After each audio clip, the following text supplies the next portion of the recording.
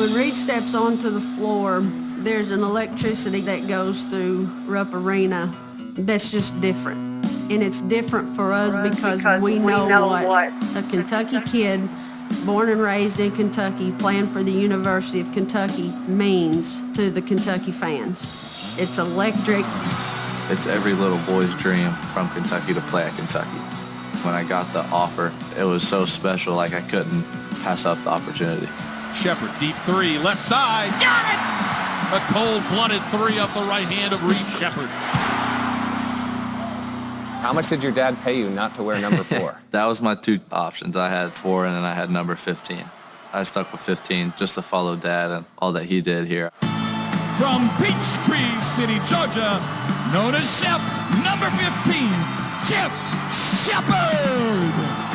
He's more like his mom, has great feel, reacts to things, throws passes before you would even see it was there.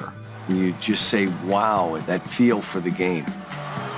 She was a 4-year player here, one of the leading scorers, assists, steals, competitive fight without it being emotional. What I remember with Stacy is she was incredibly aggressive on defense. She rebounded the ball more than she should have, even though she was only 5'7". People at home tell me all about how good she was and how hard she worked and how no one was ever gonna beat her, and she was always gonna be the hardest worker on the court. If you think Reed's hands are good on defense, then they're nothing compared to the way Stacy played. She had a huge influence on him. Passion, diving on the floor for loose balls, connecting with the fans. All of that is what we see in Reed because, that's Mama. Every time I go out on the court, I try and play as hard as I can and never let anyone outwork me or be tougher than me. And that was one of the things growing up that she wanted to teach me. How Reed processes the game, it reminds me of how I used to think. I'm watching his hands because, he gets his hands on a lot of balls.